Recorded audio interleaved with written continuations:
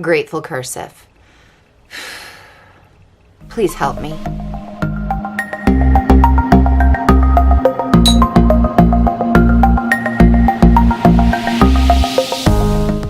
Hello, font fixationists. Welcome back. Stephanie here. I'm happy to see you. I feel like it's been forever, right? Like it's been forever since we have launched a new thing or done a video, but ask and your request will be strongly considered.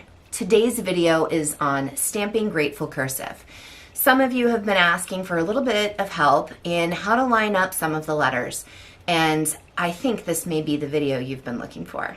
Why don't you put your hair up, join me at the stamping block, and we'll get started. Okay, I'm just going to put some tape down to secure the blank. And I'm going to hammer just a first letter. Okay, where do I put the next letter? Now, those people who have suggested that you download the font from the maker and type out your word on the computer to see where the lines should connect, that is excellent advice. Super sound advice. That way you see where the font maker had intended for you to put the next letter. Because we're not always perfect, or maybe you don't want to spend $9 to download the font, which is totally good, I use the ending line from the letter. I use the ending line from the letter to figure out where I want the next letter to connect. And I'm using the reflection in the metal. I don't know if you guys can see that, but I've done lots of videos on reflections. I use the reflection of the letter of the stamp that I'm putting down onto the metal to see where that stamp is going. And that shows me if I'm touching the letter next to it or not.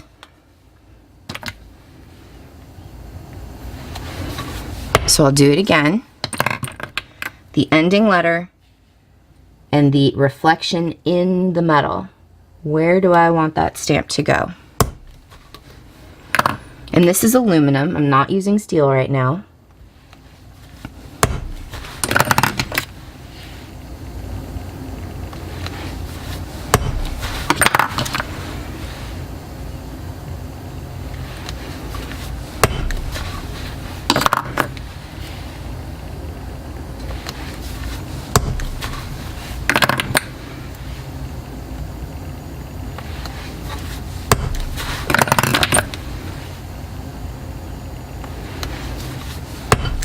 All right.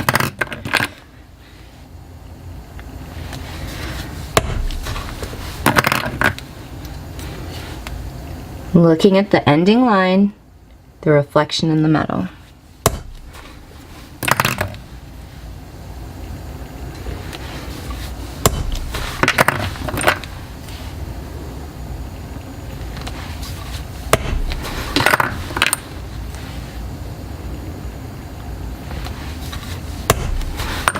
And some people don't like the R not having a leading line, so if you have peony blooms, I'm using 4mm.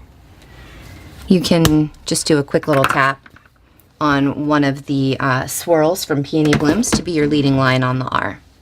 Wait! I just thought of something. Lighting. Lighting is super important when you're looking at the reflection. My light is from Woodcraft, and they don't sell it anymore because they've had it for 19 centuries. However, get a light that has an articulating arm. That way you can move your light wherever you need it. And if there's an option between a warm light or a cool light, I think cool might be a little better in terms of looking at the reflection. So lighting is important. Get a good light. That is all. You guys, I just realized that my head is blocking every single shot that you need to see. So I have to do a whole other video. Again, nice. Maybe I can just put that at the bottom. I don't even know. I don't even know. I want to be like, it's super magical and everything just works, but really it comes down to practice. You just gotta practice. I don't even know if this is in focus. Every single time I've shot this video, it's been out of focus. So this is, I don't even know. Good luck. I'm just gonna say that. Just good luck. Good luck. Really, there's no magic to this. It just takes practice.